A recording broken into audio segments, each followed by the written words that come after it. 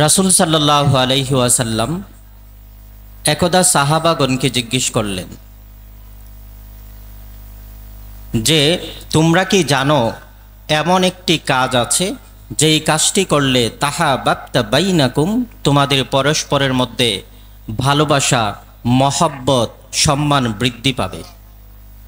তখন সাহাবাগণ বললেন, ইয়া রাসূলুল্লাহ, আমরা এ বিষয়ে অবগত নই, আল্লাহ এবং আল্লাহর রাসূলই অনেক বিষয়ে অবগত।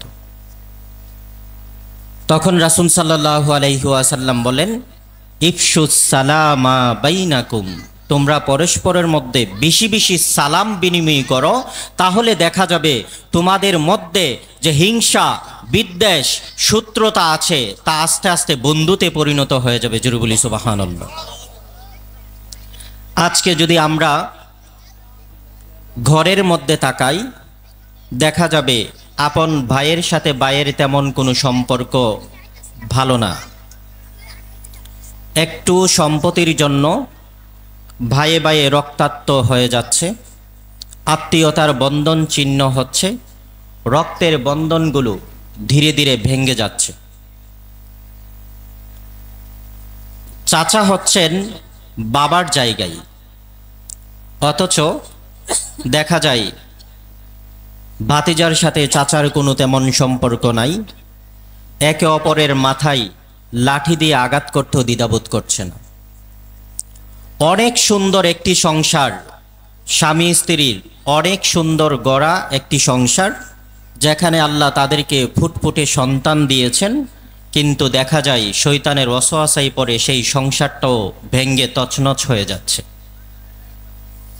মাহফিলে আসছেন, আমি যেই কথাগুলোই বলবো ইনশাআল্লাহ আমি সর্বোচ্চ চেষ্টা করব কোরআন এবং হাদিস থেকে বলার জন্য। গজল আপনি চাইলে টেপ চালিয়েও শুনতে পারবেন, কিন্তু এমন কিছু কিছু কোরআন এবং হাদিসের কথা আছে, এইগুলো যদি আপনি শুনেন এবং জীবনে আমল করেন, তাহলে এমনও হতে পারে আজকের এই আলোচনাকে কেন্দ্র করে আল্লাহ আপনার বাকি জীবনটাকেই পরিবর্তন করে দিতে পারে। জোরে বলি সুবহানাল্লাহ। এই যে আজকে সমাজের মধ্যে একান্ত একদম রক্তের সম্পর্কগুলো ছিন্ন হয়ে যাচ্ছে, ভাইয়ের সাথে বোনের তেমন কোনো সম্পর্ক নাই, ভাইয়ে ভাইয়ে সম্পর্ক নাই, আপনজনদের সম্পর্ক ছিন্ন হয়ে যাচ্ছে।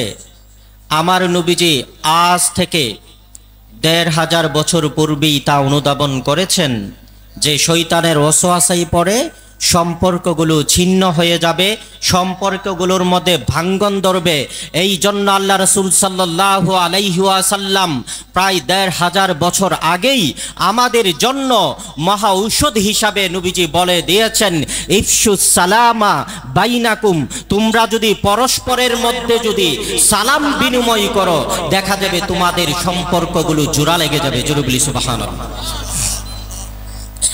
যদি আপনি বিশ্বাস না করেন, তাহলে আজ থেকে আপনি 40 দিন এক নাগাড়ে, আজ থেকে 40 দিন পর্যন্ত আপনি আপনার এলাকায় কিছু মানুষ খুঁজে বের করুন, যেই মানুষগুলো আপনার হিংসুটে, মানে অপ্রকাশ্যে আপনার ক্ষতি করতে চায়। এরকম মানুষ সমাজে আছে না? সবার আছে, কেউ বলতে পারবে না নাই। যদি আপনি মনে করে থাকেন আপনার জীবন সঙ্গিনীর সাথে আপনার সম্পর্কের ভাটা পড়েছে, দূরত্ব তৈরি হয়েছে, তাহলে আজকের এই হাদিসটাকে আপনি একটানা 40 দিন আমল করুন।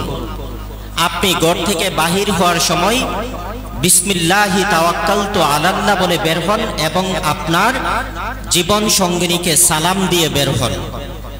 আবার ঘরে ফেরার সাথে সাথে আপনি সালাম বিনিময় করে ঘরে প্রবেশ করুন। এইভাবে আপনি 40 দিন সেই আমলটা করুন। খুদার কসম, দেখা যাবে আপনার এই ঘরের মধ্যে আল্লাহ রহমতে ভরপুর করে দেবে। জোরে বলি সুবহানাল্লাহ। যার সাথে আপনার সম্পর্কের ভাটা পড়েছে, যেই মানুষটা সমাজে প্রতিনিয়ত আপনার পিছু লেগে আছে ক্ষতি করার জন্য, আপনি নবীজির এই হাদিসকে ইন্নামাল আমালু বিন্নিয়াত নিয়ত করে আপনি ওই মানুষটাকে একাধারে দেখা হলেই তাকে সালাম বিনিময় করুন। 40 দিন পরে গিয়ে দেখবেন ওই মানুষটার শত্রুতা আস্তে আস্তে কমে গিয়েছে, ওই মানুষটা আপনার বন্ধুতে পরিণত হয়েছে। জোরে বলি সুবহানাল্লাহ। এটা হচ্ছে আল্লাহর নবীজির মহা ঔষধ। অতএব ওয়াজের বাগানে আসা, শুধু ওয়াজ শোনা চলে যাওয়া এটা নয়, বরং ওয়াজে যতটুকু সময় দিবেন এখান থেকে কিছু কিছু আমল নিয়ে যাওয়ার চেষ্টা করতে হবে, যেটা আমাদের নাজাতের ফায়সালা হিসেবে আল্লাহ কবুল করবে বলি আমিন। আসসালাতু ওয়াসসালামু আলাইকা ইয়া রাসূলুল্লাহ। الصلاة والسلام عليك يا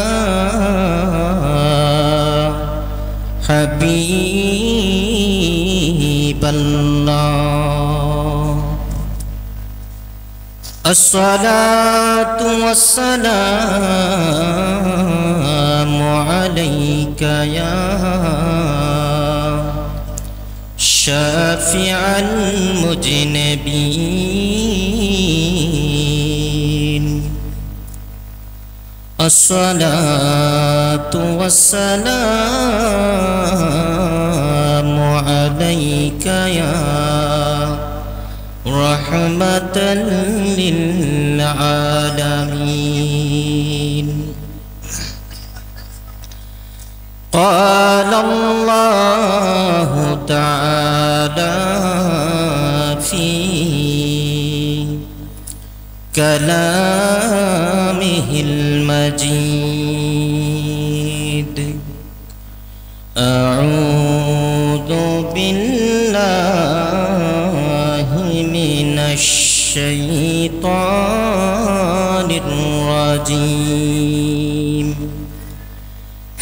بسم الله الرحمن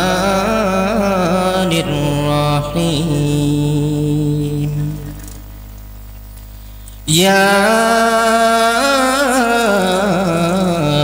أيها الذين آمنوا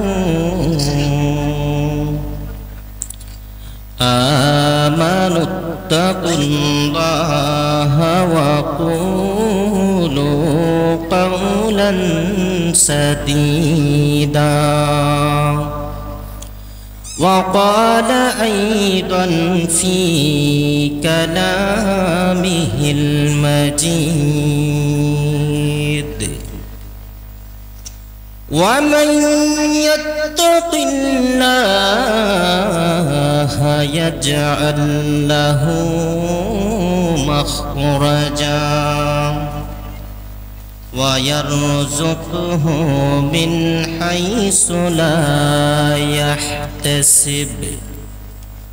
قال النبي صلى الله عليه وسلم عن ابن عباس رضي الله تعالى عنه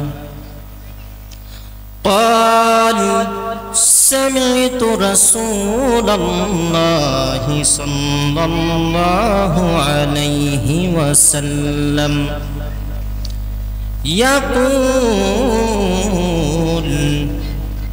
عينان لا تمسهما النار، عين بكت من خشية الله، وعين باتت تحرس في سبيل الله. أو قام تعالى في كلامه المجيد في شان حبيبه ومحبوبه: ইন্নাল্লাহা ওয়া মালাইকাতাহু ইউসাল্লুনা আলান নবী ইয়া আইয়ুহাল্লাযীনা আমানু সাল্লু আলাইহি ওয়া সাল্লিমু তাসলিমা। সবাই দুরূদ যখন পড়বেন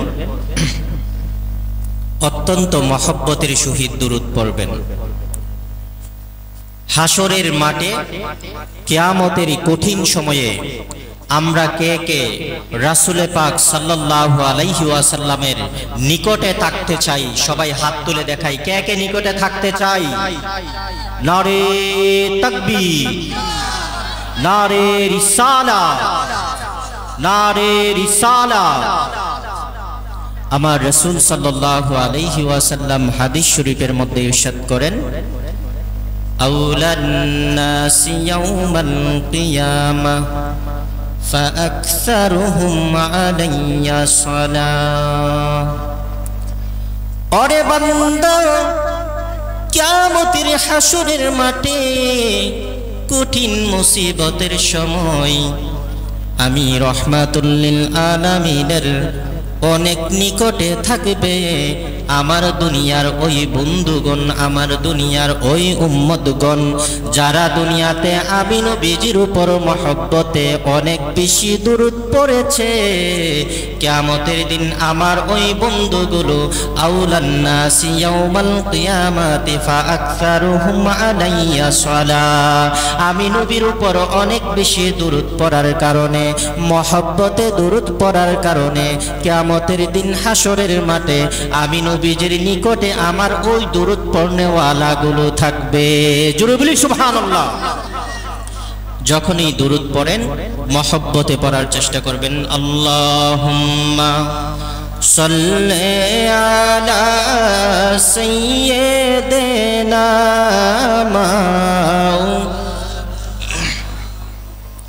মুহাম্মাদ ওয়া আলা আলি সাইয়্যিদিনা মাওলানা।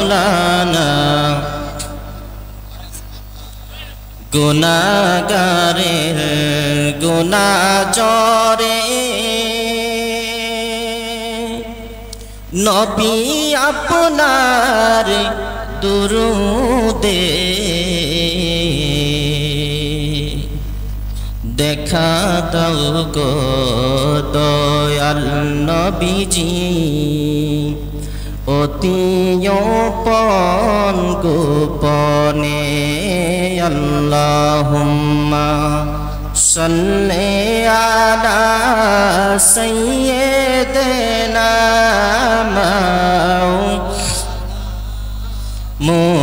মুহাম্মাদ ওয়া আলা আলি সাইয়্যিদিনা মাওলানা।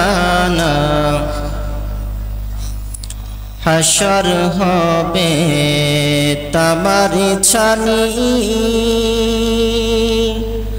মানুষ বলবে পানি পানি,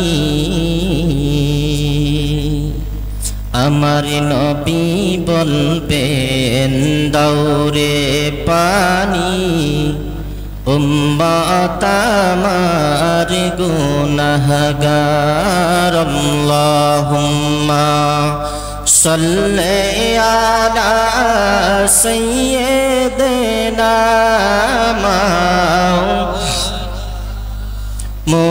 মুহাম্মাদ ওয়া আলা আলি সাইয়্যিদিনা মাওলানা। লা ইলাহা ইল্লাল্লাহ, লা ইলাহা ইল্লাল্লাহ, লা ইলাহা ইল্লাল্লাহ, লা ইলাহা ইল্লাল্লাহ, লা ইলাহা নবী আমার পরশমণি নবী আমরার জানের জান নবী আমার পরশমণি নবী আমরার জানের জান নবীজিকে না দেখিলে বাঁচে না আশিকের প্রাণ নবীজিকে না দেখিলে বাঁচে না আশিকের প্রাণ সুবহানাল্লাহ ওয়ালহামদুলিল্লাহ লা ইলাহা ইল্লাল্লাহ লা ইলাহা লা ইলাহা ইল্লাল্লাহ লা ইলাহা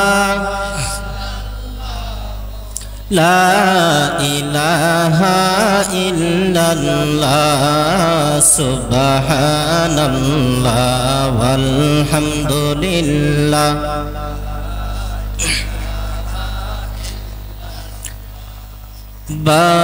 বাঁশবাগানে বা গুরুস্থানে হয়তো দেবে মোরে কবর তোমরা আমায় যাবে ভুলে রাখবে না জানি কোনো খবর। এটাই হচ্ছে বাস্তবতা। কবর যেখানেই হোক সর্বোচ্চ আপনজন কিছুদিন হয়তো কান্না করবে, কবরের পাশে যাবে, দোয়া করার চেষ্টা করবে, আস্তে আস্তে সব স্বাভাবিক হয়ে যাবে, এক সময় সবাই আপনাকে ভুলে যাবে। বাঁশবাগানে বা গুরুস্থানে হয়তো দেবে মোরে কবর তোমরা আমায় যাবে ভুলে রাখবে না জানি কোনো খবর। পড়বে কি মনে আমার কথা, ফেলবে কি অশ্রু কোনো দিন, হারিয়ে যাব একদিন আমি রবনায় ভুবনে কুরদিন, হারিয়ে যাব একদিন আমি রবনায় ভুবনে চিরদিন। ছোট্ট মাটির ঘরে আমার দেহ নিথর হয়ে পড়ে রবে, আদার কবরে আলোর প্রদীপ কেহ নাহি কবু জ্বালবে। ছোট্ট মাটির ঘরে আমার দেহ নিতর হয়ে পড়ে রবে, আদার কবরে আলোর প্রদীপ কেহ নাহি কবু জ্বালবে। থাকবে না কেউ জানি আমার পাশে, কাটাবো একাকী রাত্রি দিন, হারিয়ে যাব একদিন আমি রবনায় ভুবনে চিরদিন, হারিয়ে যাব একদিন আমি রব নাই ভুবনে চিরদিন সালাতুনিয়া রাসূলুল্লাহ আলাইকুম সালামুনিয়া হাবিবাল্লাহ আলাইকুম সালাতুনিয়া রাসূলুল্লাহ আলাইকুম সালামুনিয়া হাবিবাল্লাহ আলাইকুম আল্লাহুম্মা সাল্লি ওয়া সাল্লিম ওয়া বারিক আলাইহি। আলহামদুলিল্লাহ, দুর্গাপুর বড়হাটি মন্নর বাড়ির যুবকদের উদ্যোগে আবুল মৌলভী ও সুরজ আলী ফকির এর স্মরণে ও কবরবাসীর রুহের মাগফিরাতের কামনায় ঐতিহাসিক সুন্নি মহাসম্মেলন। উক্ত সম্মেলনে সভাপতি হিসাবে আসন গ্রহণ করিবেন সৈয়দ আবু কাউসার নাসিরি পীর সাহেব কেবলা মাদ্দাজিল্লাহু আলী। আজকের এই মাহফিলে যিনি প্রধান অতিথি হিসাবে আসন গ্রহণ করিবেন সারা বাংলার আলোড়ন সৃষ্টিকারী হযরত মাওলানা হাফেজ আমির হোসেন রায়পুরি সাহেব। বিশেষ অতিথি হিসাবে আসন গ্রহণ করিবেন তরুণ তেজস্বী বক্তা আশিক রাসূল হযরত মাওলানা হাফেজ কারি আশিকুর রহমান আশিকি সাহেব। আমার আগেই আপনাদের সামনে আলোচনা করেছেন আমার মাথার তাজ, আমার শ্রদ্ধেয় বড় ভাই। আমরা কিন্তু একই মায়ের উদরের সন্তান, গ্রামের ভাই হিসাবে না।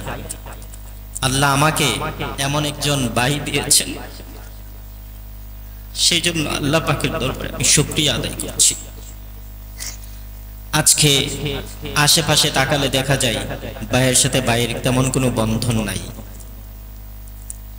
কিন্তু এখন পর্যন্ত আমার ভাই সবার আগে আমার ভাই যে দায়িত্বটা পালন করেন, বাবা সন্তানের যে দায়িত্ব পালন করেন, সেই দায়িত্বটা ভাই মাথায় নিয়েছেন এবং সেভাবে স্নেহ করছেন। আল্লাহ যেন এমন ভাই প্রত্যেকের ঘরে ঘরে দান করে বলে আমি উপস্থিত। আজকের এই সুন্নি মহাসম্মেলনে নবী প্রেমিক, ওলি প্রেমিক এবং আমার পর্দানিশীন মা ও বোনেরা সবার প্রতি আমি আবারও আন্তরিক সালাম জানাচ্ছি। আসসালামু আলাইকুম ওয়া রাহমাতুল্লাহি ওয়া বারাকাতুহু। আমি যেই কথাগুলি বলবো কুরআন এবং হাদিসের আলোকে আপনাদেরকে কিছু শিক্ষণীয় কথা বলার চেষ্টা করব, যেই কথাগুলো আপনার আমলে পরিণত করতে পারলে পরকালে নাজাতের ফায়সালা পাওয়া যাবে। জোরে বলি আল্লাহুম্মা আমিন। প্রথম কথা হচ্ছে, আজকের যে এই মাহফিলটা, এটা হচ্ছে কবরবাসীর রুহের মাগফিরাতের জন্য। এই সম্পর্কে দুই একটি কথা বলে আমার মূল আলোচনা কুরআন এবং হাদিস থেকে কিছু বলে সমাপ্তি টানবো ইনশাআল্লাহ। রাসূল সাল্লাল্লাহু আলাইহি ওয়াসাল্লাম বলেন, ইজা মাতাল ইনসান ইনকাতা আমালুহু, যখন মানুষ মারা যায় তার আমলের সকল দরজাগুলোই আল্লাহ বন্ধ করে দেন। কারণ পৃথিবীতে আপনি থাকলে নামাজ পড়তে পারবেন, কবরে যাওয়ার পরে আর নামাজ পড়ার সুযোগ নেই। পৃথিবীতে থাকলে আপনি দান সদকা করার সুযোগ আছে। পৃথিবীতে আপনি কোটি টাকা রেখে গিয়েছেন, কিন্তু পৃথিবী থেকে আপনি কবরে গিয়েছেন আর 1 টাকাও সদকা করার আপনার কোনো সুযোগ নেই। তো আল্লাহর নবীজি বলেছেন, মানুষ যখন মৃত্যুবরণ করে তার সকল আমলের দরজা আল্লাহ বন্ধ করে দেন, ইল্লা মিন সালাসাতিন, 3টি দরজা ব্যতীত। জোরে বলি সুবহানাল্লাহ। এর ভিতরে একটি দরজা হচ্ছে, যদি কোনো ব্যক্তি পৃথিবী থেকে ইন্তেকাল করে, পৃথিবী ছেড়ে চলে যান, যদি উনি পৃথিবীতে নেক সন্তান রেখে যান, আর এই নেক সন্তান যদি দোয়ার ব্যবস্থা করে, নেক সন্তান যদি মা বাবার জন্য দোয়া করে, নেক সন্তান যদি মা বাবার জন্য সদকা করে, নেক সন্তান যদি পৃথিবীতে নেকভাবে সততার সহিত জীবন পরিচালনা করে, ওই সন্তানের দোয়ার বরকতে আপনার কবরেও দোয়া পৌঁছতে থাকবে। জোরে বলি সুবহানাল্লাহ। অতএব আজকে যারা এই নূরানি ইরফানি একটি সুন্দর কোরআন এবং হাদিসের আলোচনার আয়োজন করেছে, নিঃসন্দেহে তারা হচ্ছে নেক সন্তানদের অন্তর্ভুক্ত। আল্লাহ যদি তাদের যদি ভুল ত্রুটি থেকেও থাকে, সেই ভুল ত্রুটিগুলো আল্লাহ মার্জনা করে তাদেরকে নেক সন্তানের খাতায় আল্লাহ অন্তর্ভুক্ত করুক বলে আমিন।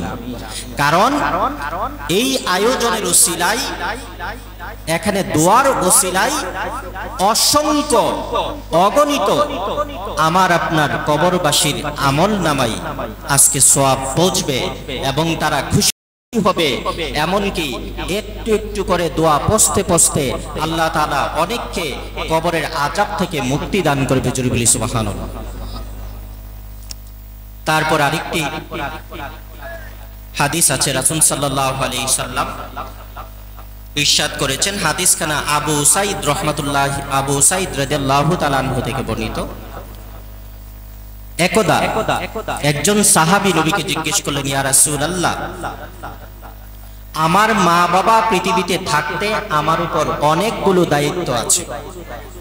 তাদের ভরণ পোষণ দেওয়া, তাদের খেদমত করা, তাদের সাথে সত্য ব্যবহার করা, মা বাবার জন্য সর্ব উত্তম পর্যায়ের খাবারের ব্যবস্থা করা, সর্ব উত্তম পর্যায়ের ব্যবহার তাদের সাথে করা।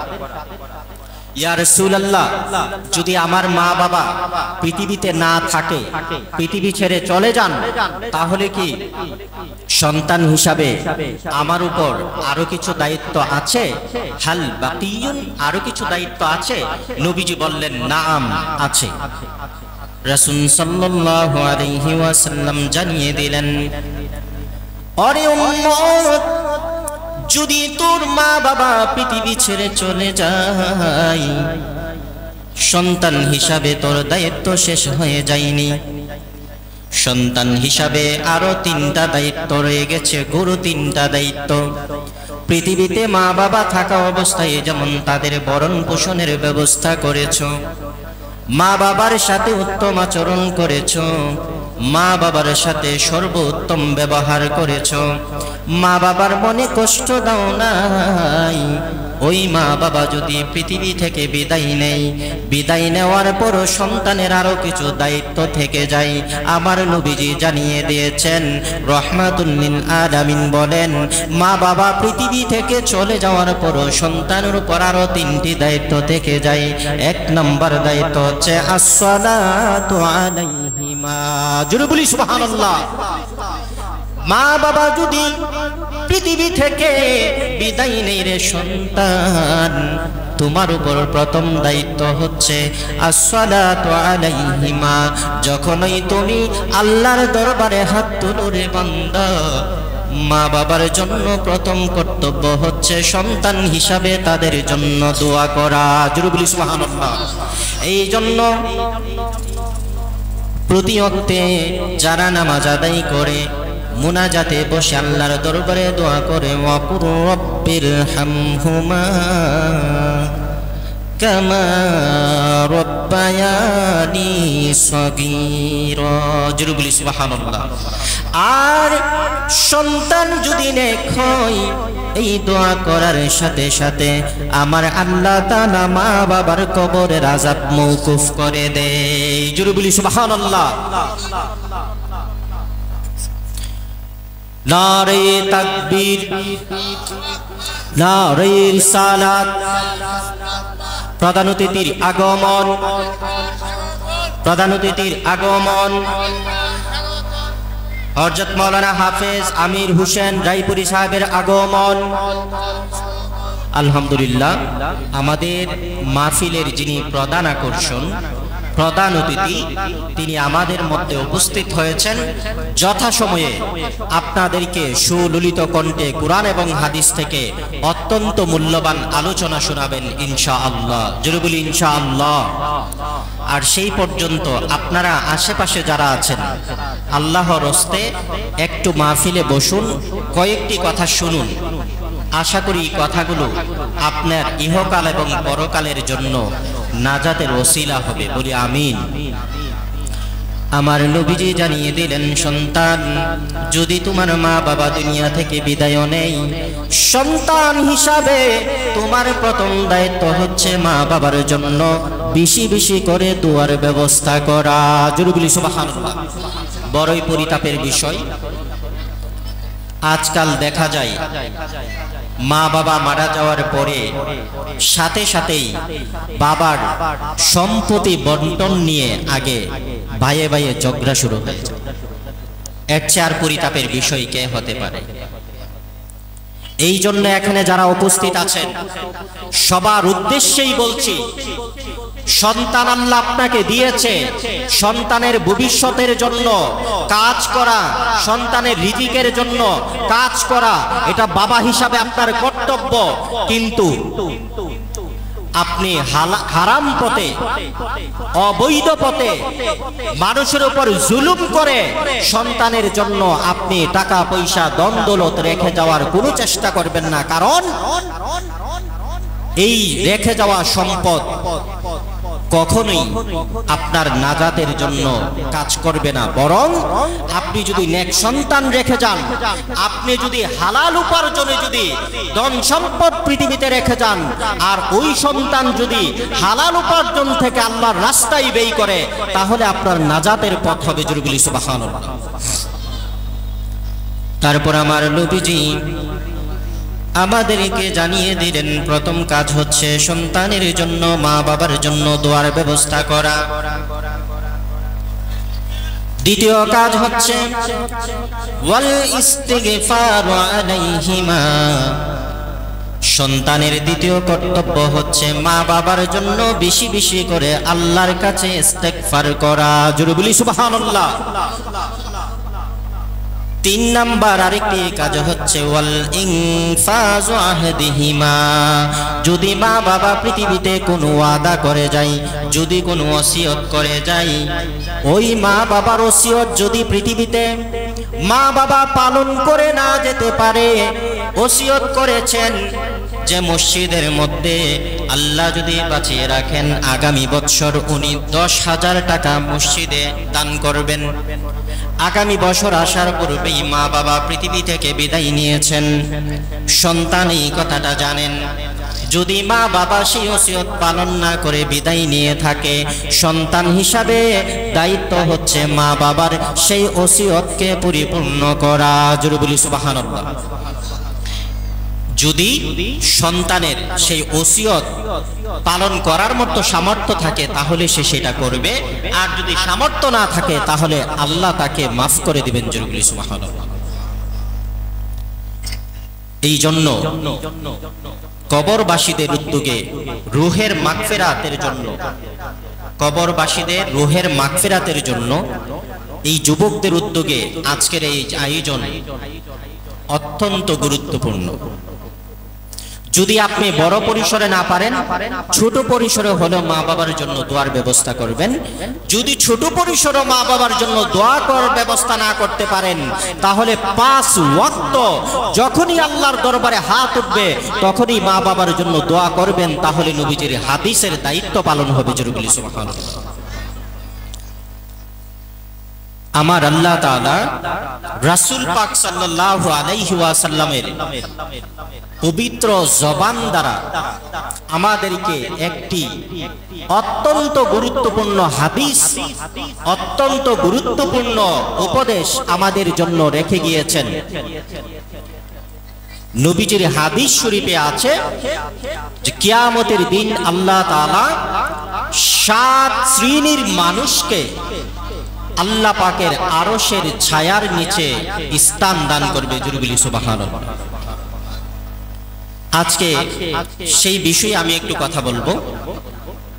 আমরা এখানে যারা উপস্থিত আছি, আল্লাহর নবীজি যে 7 শ্রেণীর মানুষকে আরশের ছায়ার নিচে স্থানের জন্য নবীজি যেই ঘোষণা দিয়েছেন, আমরা এই ঘোষণার সাথে আমরা আমাদের আমলনামা, আমরা আমাদের কাজের মিল করব, দেখব এই 7 শ্রেণীর কোনো একটা শ্রেণীতে আমি আপনি আছি কিনা। যদি না থাকি তাহলে চেষ্টা চালিয়ে যাব আমরা যেন এই 7 শ্রেণীর কোনো এক দলভুক্ত হতে পারি, তাহলেই পরকালে আমাদের আরশের ছায়ার নিচে স্থান হবে বলে নবীজির হাদিস শরীফ তাই প্রমাণ করে। জোরে বলি আলহামদুলিল্লাহ। লা ইলাহা ইল্লাল্লাহ, লা ইলাহা, আর জোরে লা ইলাহা, ও লা ইলাহা, ও লা ইলাহা। আমি যাব কবরেতে, কেউ তো যাবে না, 2-3 দিন কাদার পরে মনে রাখবে না। আমি যাব কবরেতে, কেউ তো যাবে না, 2-3 দিন কাদার পরে মনে রাখবে না। সবাই মহব্বতে পড়ি। আশেকের টেনে নবী, আশেকের টেনে নবী নিবেন বুকেতে, আশেকের টেনে নবী নিবেন বুকেতে। মোদের জন্য কান্দেন নবী ওই মদিনাতে, বলি মোদের জন্য কান্দেন নবী। দিন রাত কাঁদি শুধু, দিন রাত কাঁদি শুধু নবীকে পেতে, দিন রাত কাঁদি শুধু নবীকে পেতে। মোদের জন্য কান্দেন নবী ওই মদিনাতে, বল মোদের জন্য কান্দেন নবী। এমন দয়াল নবীকে কেউ ভুলিতে পারে, আমার রাখিও নবী মায়ার নজরে। জান্নাতে রাখিও নবী, জান্নাতে রাখিও নবী তোমার খেদমতে, জান্নাতে রাখিও নবী তোমার খেদমতে। মোদের জন্য কান্দেন নবী ওই মদিনাতে, বলন মোদের জন্য কান্দেন নবী ওই মদিনাতে। দিন রাত কাঁদি শুধু নবীকে পেতে, দিন রাত নবীকে পেতে। মোদের জন্য কান্দেন নবী ওই মদিনাতে, বলুন মোদের জন্য কান্দেন নবী ওই মদিনাতে। জোরে বলি আলহামদুলিল্লাহ। আমার আপনার রাসূল সাল্লাল্লাহু আলাইহি ওয়াসাল্লাম হাদিস শরীফের মধ্যে ইরশাদ করেছেন, হাসরের মাঠ বড়ই কঠিন মুসিবতের মাঠ। যে সন্তানের জন্য বাবা মা পৃথিবীতে এতই কষ্ট করেছে, যেই সন্তানের ভবিষ্যৎ গড়ার জন্য মা বাবা জীবনের সর্বস্ব বিলিয়ে দিয়েছে, ওই কঠিন হাসরের মাঠ, ওই মাঠে সবাই শুধু নিজেকে নিয়ে ব্যস্ত থাকবে।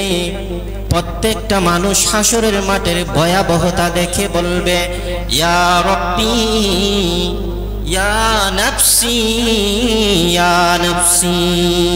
ওই মানুষগুলো পেরেশান হয়ে শুধু হায় আমি কি আফসোস, হায় আফসোস, আমার কি উপায় হবে। মানুষগুলো হাসরের ভয়াবহতা দেখে শুধু চিন্তায় পড়ে যাবে, হায় আফসোস বলে কান্নাকাটি করতে থাকবে। আমার নবী দুজাহা বলেন, ওই কঠিন মুসিবতের দিনে যখন মানুষগুলো পেরেশান হয়ে যাবে,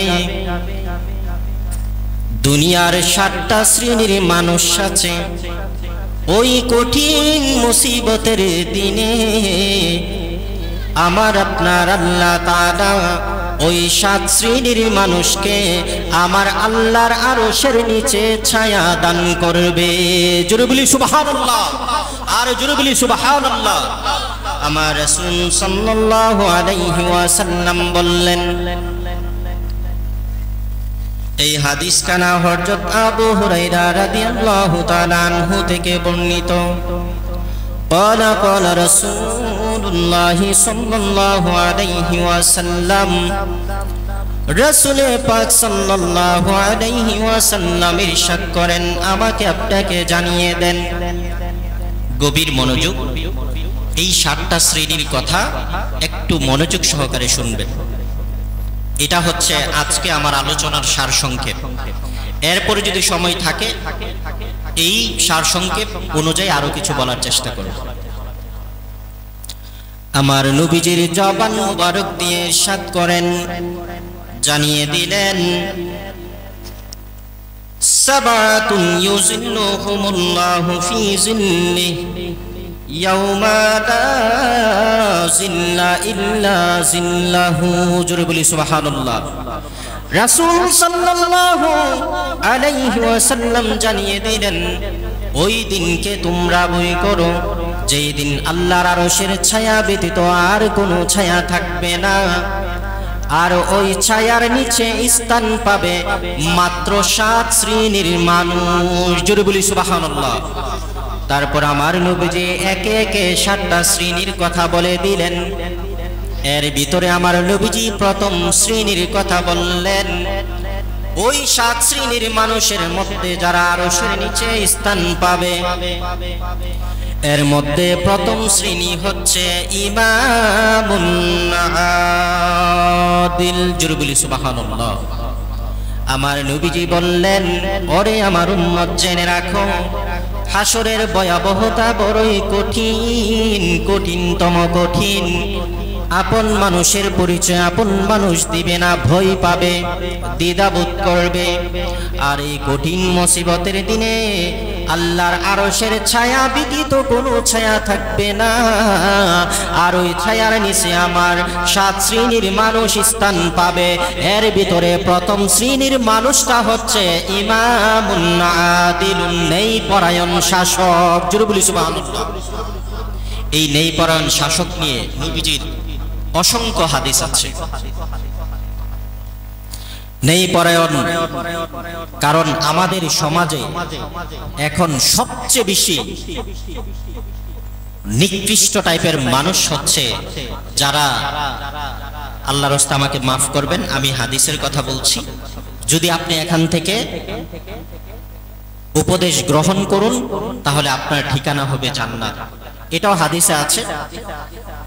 কারণ দেখবেন আমাদের সমাজে মানে পান থেকে চুন খসলেই বিভিন্ন ধরনের বৈঠক বসে, আর এই বৈঠকগুলোর মধ্যে বা বিচারের মধ্যে ম্যাক্সিমাম এখন যারা বিচার করে বংশের দাপটে, তারা দেখবেন 500 টাকা, 5000 টাকা, 10,000 টাকার বিনিময়ে তারা প্রতিনিয়ত মিথ্যার পক্ষ নেয়, এবং সত্যবাদী লোকটা যদি সে দুর্বল হয় তাকে হারিয়ে দেয়।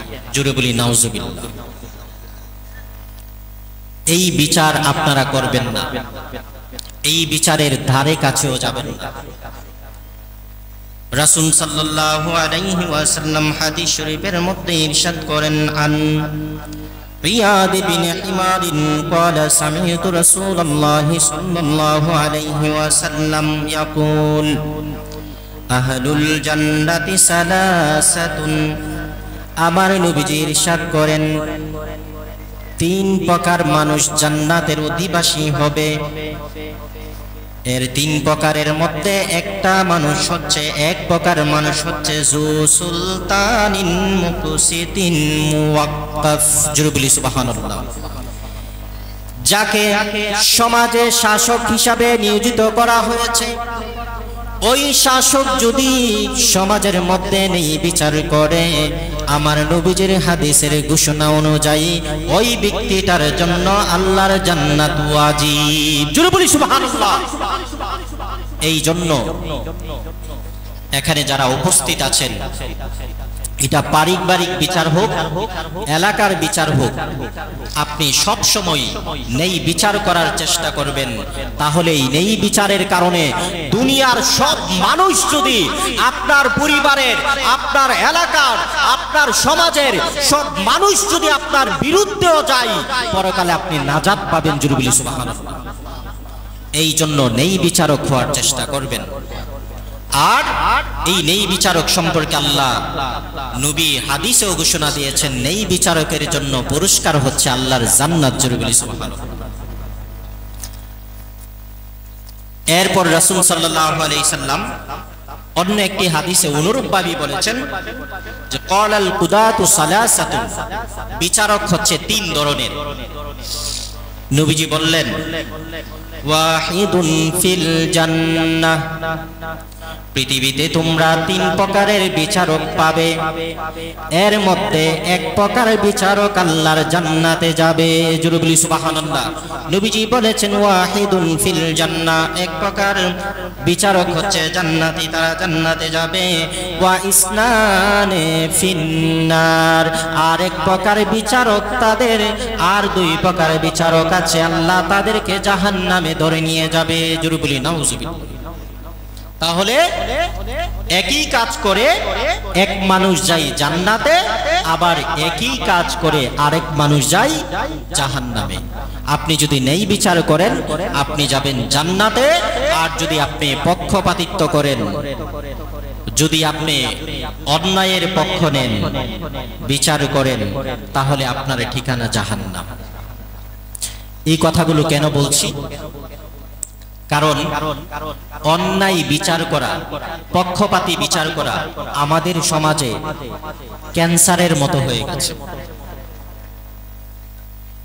প্রত্যেকটা সর্দারের মধ্যে এই অনৈতিক কাজগুলো একদম তাদেরকে আষ্টে পৃষ্ঠে ঘিরে ফেলেছে।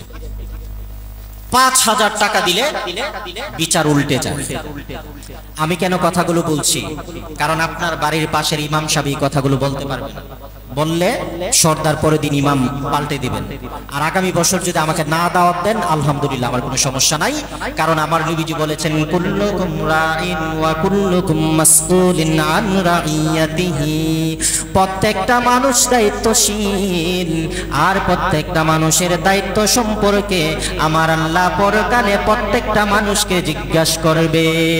আল্লাহ যদি পরকালে আমাকে জিজ্ঞেস করে, আমি আল্লাহর কাছে দাঁড়িয়ে বলতে পারবো, আল্লাহ, যেই ক্যান্সারটা সমাজের মধ্যে ভয়াবহতা সৃষ্টি করেছিল, আমি সূক্ষ্ম জ্ঞানে অল্প এলেমে আমি মানুষের কাছে আমার তোমার নবীজির সেই সত্য বাণীটা প্রকাশ করার জন্য আমি চেষ্টা করেছিলাম, এর উসিলে আমি মুক্তি পেতে পারি।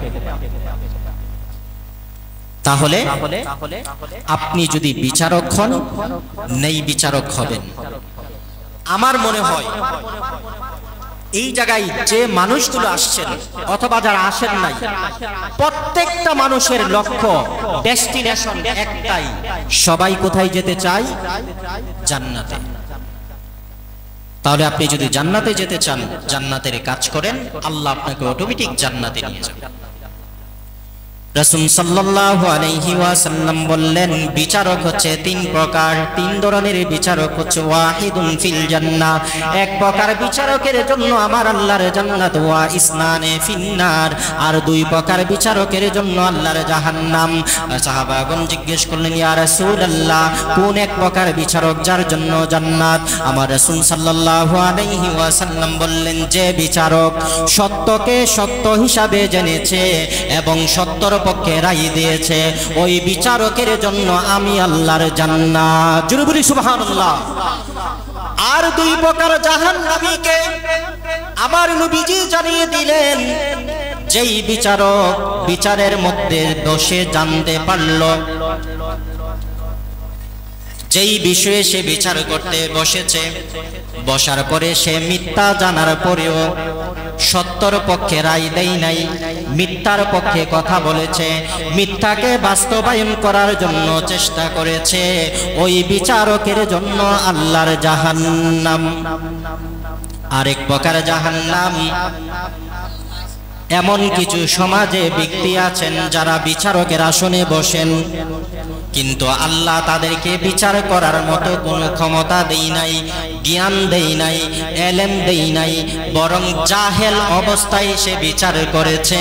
আমার নবীজি বলেছেন, জাহেল অবস্থায় যদি কোনো ব্যক্তি বিচারের কাঠগড়ায় দাঁড়ায়, আর জাহেল বা জ্ঞান মূর্খ অবস্থায় সে যদি বিচার করে, ওই ব্যক্তিটার জন্য আল্লাহর জাহান্নাম। আসুন, আমরা আল্লাহর আরশের ছায়ার নিচে যদি স্থান পেতে চাই, তাহলে প্রথম কথা হচ্ছে আমাদের নেই বিচারক হতে হবে। যদি আল্লাহ আপনাকে কোনোদিন বিচারের জায়গায় বসায়, তাহলে আপনি নেই বিচার করার চেষ্টা করবেন, তাহলে আল্লাহ আপনাকে এর উসিলায় জান্নাত দান করবে। জোরে বলি সুবহানাল্লাহ। তারপর আমার রাসূল সাল্লাল্লাহু আলাইহি ওয়াসাল্লাম দুই নাম্বার শ্রেণীর কথা বললেন, যারা আরশের ছায়ার নিচে স্থান পাবে। আপনাদের কি কষ্ট হচ্ছে? হাদিস বোঝাচ্ছে যাচ্ছি, এই জন্য আপনাদের কষ্ট হতে পারে, কিন্তু হাদিসের কথাগুলো শুনেন, আপনার কাজে লাগবে। যদি এখানে কোনো মানুষ উপস্থিত থেকে থাকেন, আপনার জীবনে যদি ছোট জায়গাতেও যদি আপনি নেই বিচার করে থাকেন, তাহলে এর উসিলেও আল্লাহ আপনাকে জান্নাতের আরশের ছায়ার নিচে স্থান দিবে। জোরে বলি সুবহানাল্লাহ। তারপরে আমার রাসূল সাল্লাল্লাহু আলাইহি ওয়াসাল্লাম বললেন, দ্বিতীয় শ্রেণীর মানুষ যারা আল্লাহর আরশের ছায়ার নিচে স্থান পাবে, ওই শ্রেণীর মানুষটা হচ্ছে ওয়াশাবুন নাশাআ ফি ইবাদাতিল্লাহ। যুবকদের উদ্দেশ্য বলছি, এই হাদিসটা যুবকদের জন্য। আল্লাহর নবীজি বলেছেন, ওয়াশাবুন নাশাআ ফি ইবাদাতিল্লাহ, যেই যুবক তার যৌবনকাল আল্লাহর রাস্তায় ব্যয় করেছে, আল্লাহর ইবাদতে ব্যয় করেছে, ওই যুবক শ্রেণী কঠিন মুহূর্তে আমার আল্লাহ পাকের আরশের ছায়ার নিচে স্থান পাবে। জোরে বলি সুবহানাল্লাহ। হে যুবক যারা আছেন, যৌবনকালটা আল্লাহর ইবাদতে কাটানোর চেষ্টা করেন, ওই কঠিন মুসিবতের দিনে আপনার স্থানও আল্লাহর আরশের ছায়ার নিচে হবে। জোরে বলি সুবহানাল্লাহ। দুই নাম্বার শ্রেণী গেল, রাসূল সাল্লাল্লাহু আলাইহি ওয়াসাল্লাম তিন নাম্বার শ্রেণীর কথা উল্লেখ করেছেন, ওয়ারাজুলুন কলবুহু মুআল্লাকুন ফিল মাসাজিদ। জোরে বলি সুবহানাল্লাহ। এই ধরনের মানুষ এখানে আছেন।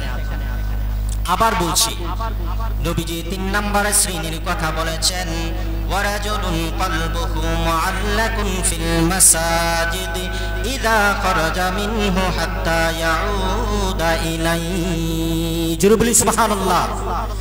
আমার নবীজি বললেন, তিন নাম্বার শ্রেণীর মানুষ হচ্ছে, দুনিয়াতে এমন কিছু আমার আল্লাহর বান্দা আছে যাদের অন্তরটা মসজিদের সাথে ঝুলন্ত অবস্থায় থাকে।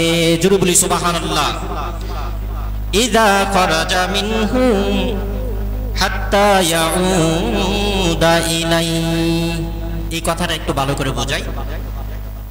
এমন কিছু মুসল্লি আছেন যারা 5 ওয়াক্তের নামাজ মসজিদে আদায় করেন, মসজিদ থেকে বের হয়ে এসে উনি আবার কতক্ষণে কাজ সেরে আবার মসজিদে দৌড়ায়া যাবেন, এই অপেক্ষাই থাকে তার অন্তরটা। সে যদি বাজারও থাকে, ওই ব্যক্তিটা যদি মাঠেও থাকে, কিন্তু তার অন্তর পড়ে থাকে মসজিদে। আমার নবীজি বলেছেন ওই রকমের মানুষগুলোকে আমার আল্লাহ তাআলা আরশের ছায়ার নিচে স্থান দিবে। যদি বলি সুবহানাল্লাহ।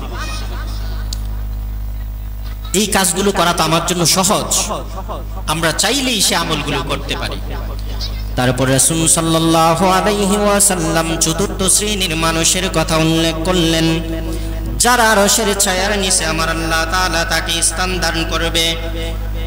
আমার নবীজি বলেন, ওয়া রাজুলানে তাহাব্বা ফিল্লাহ ইজতামা আলাইহি ওয়া তাফাররাকা আলাইহি। জোরে বলি সুবহানাল্লাহ। আর ওই দুই মানুষকে আল্লাহ আরশের ছায়ার নিচে স্থান দিবে। ওই শ্রেণীর মানুষটাকে ছায়ার নিচে স্থান দিবে কোন মানুষ? নবীজি বললেন, ওয়া রাজুলানে তাহাব্বা, যেই দুটি মানুষ পরস্পরকে ভালোবাসে, পছন্দ করে, ফিল্লাহি, একমাত্র আল্লাহর জন্য। জোরে বলি সুবহানাল্লাহ। অর্থাৎ আপনি যদি আমাকে শুধু আল্লাহর জন্য ভালোবাসেন, আল্লাহর উদ্দেশ্যই যদি আমার সাথে দেখা সাক্ষাৎ করেন, আবার যদি আমার মধ্যে যদি কোনো নাফরমানি কাজ চলে আসে, এই নাফরমানি কাজের জন্য যদি আপনি আমাকে ত্যাগ করেন একমাত্র আল্লাহর উদ্দেশ্যে, আমার নবীজি বলেন ওই শ্রেণীর মানুষগুলোকে আল্লাহ আরশের নিচে স্থান দান করবে। যদি বলি সুবহানাল্লাহ।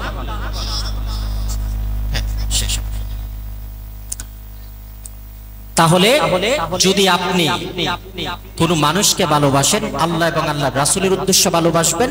যদি কাউকে ঘৃণা করেন, আল্লাহ এবং আল্লাহর রাসূলের উদ্দেশ্যে ঘৃণা করবেন। হাদিস শরীফে আছে, নবীজি বলেছেন, আল হুব্বু লিল্লাহ ওয়াল বুগযু লিল্লাহ, আল্লাহর জন্যই ভালোবাসা, আল্লাহর জন্যই ঘৃণা। যদি এই উদ্দেশ্যে যদি আপনি কাজ করেন, তাহলে আপনার স্থানও কঠিন দিনে আরশের ছায়ার নিচে হবে। জোরে বলি সুবহানাল্লাহ। তারপরে আমার রাসূল সাল্লাল্লাহু আলাইহি ওয়াসাল্লাম বলেছেন, ওয়া রাজুলুন যাকারাল্লাহু কালিয়ান ফাকাদাত আইনাহু। এই কথাটা আবার একটু ভালো করে শুনবেন। আমার আল্লাহ বললেন, নবীর জবান মোবারক দিয়ে আল্লাহ জানিয়ে দিয়েছেন, পৃথিবীতে এমন কিছু মানুষ আছে যাদের সামনে আল্লাহর নাম উচ্চারিত হয়, আল্লাহর নাম উচ্চারণ হওয়ার সাথে সাথে ওই মানুষগুলোর চোখ বেয়ে বেয়ে পানি পড়ে। মোনাজাত করার সময় মানুষগুলোর চোখ বেয়ে বেয়ে পানি পড়ে। আমার আল্লাহ নবীজির মাধ্যমে ঘোষণা দিয়েছেন, ওরে বান্দা, যেই বান্দাগুলোর চোখ দিয়ে আল্লাহ বাংলার রাসূলের ভালোবাসার জন্য চোখ বেয়ে পানি পড়ে, আমার আল্লাহ তাআলা ওই মানুষগুলোরে আল্লাহর আরশের নিচে স্থান দান করবে। জোরে বলি সুবহানাল্লাহ। আমার রাসূল সাল্লাল্লাহু আলাইহি ওয়াসাল্লাম বললেন, ওই দুইটা চক্ষুকে আমার আল্লাহ তাআলা জাহান্নামের আগুন স্পর্শ করবে না। নারে তাকবীর, আল্লাহু আকবার, নারে রিসালাত, ইয়া রাসূলুল্লাহ। বিশেষ অতিথির আগমন, মাহফিল কমিটির পক্ষ থেকে লাল গোলাপ শুভেচ্ছা, দুর্গাপুরের পক্ষ থেকে লাল গোলাপ শুভেচ্ছা, হযরত মাওলানা হাফেজ আশিকুর রহমান আশিকি হুজুরের আগমন, শুভেচ্ছা স্বাগতম, আশিকি হুজুরের আগমন, শুভেচ্ছা স্বাগতম, মাহফিল কমিটির পক্ষ থেকে লাল গোলাপ শুভেচ্ছা, নারে তাকবীর, আল্লাহু আকবার। বিশেষ অতিথির আগমন, শুভেচ্ছা স্বাগতম। আলহামদুলিল্লাহ, আমাদের আজকের এই মাহফিলের যিনি বিশেষ অতিথি আপনাদের মাঝে উপস্থিত হয়েছেন, আমি আর 1 মিনিটের মধ্যেই মাইক ছেড়ে দেব। তো যেই কথাটুকু বলছিলাম, আল্লাহ রাসূল সাল্লাল্লাহু আলাইহি ওয়াসাল্লাম বলেছেন, যে যেই চক্ষু বেয়ে আল্লাহ এবং আল্লাহর রাসূলের জন্য পানি আসে, ওই চক্ষু পানিওয়ালা মানুষদেরকে আল্লাহ আরশের ছায়ার নিচে স্থান দান করবে। জোরে বলি সুবহানাল্লাহ। রাসূল সাল্লাল্লাহু আলাইহি ওয়াসাল্লাম ইরশাদ করেন, আইনান লা তামাসসুহুমুন নার, ওই দুটা চক্ষুকে আল্লাহর জাহান্নামের আগুন কখনো স্পর্শ করবে না। সাহাবাগণ জিজ্ঞেস করলেন, ইয়া রাসূলুল্লাহ, কোন দুইটা চক্ষু?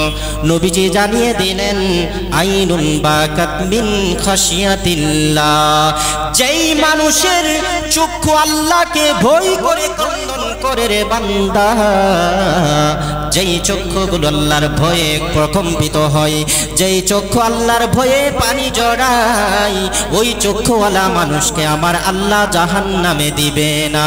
জোরে বলি সুবহানাল্লাহ।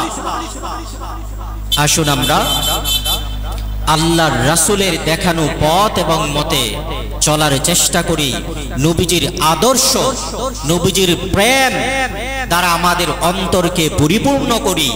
নবীজির প্রেম দ্বারা যদি অন্তর পরিপূর্ণ হয়, দেখবেন আপনি নবীর কথা স্মরণ করবেন, আল্লাহর কথা স্মরণ করবেন, করার সাথে সাথে আপনার চোখ বেয়ে বেয়ে পানি পড়বে। আর এই চোখের ফোঁটা, এই চোখের পানিগুলো এত গুরুত্বপূর্ণ, এই পানিগুলোর এত পাওয়ার, এই চোখের পানি দ্বারা আল্লাহ আপনার জাহান্নামের আগুনকে নিভিয়ে দিবে। জোরে বলি সুবহানাল্লাহ। আল্লাহ যেন আমাদেরকে পরকালের কাজ করার মতো, জান্নাতে যাওয়ার মতো, নবীর প্রেম অনুসরণ করার মতো, নবীর প্রেম দ্বারা জীবনকে বাস্তবায়িত করার মতো আমাদের তৌফিক দান করে। এই মাহফিলকে আল্লাহ কবুল করুক, এই মাহফিলে যারা আসছেন তাদেরকে আল্লাহ কবুল করুক, এই মাহফিলটাকে আমাদের নাজাতের ফাইসালা হিসেবে কবুল করুক বলে আমিন। ওয়া আখিরি দাওয়ানা আনিল হামদুলিল্লাহি রাব্বিল আলামিন। আসসালামু আলাইকুম ওয়া রাহমাতুল্লাহি ওয়া বারাকাতুহু।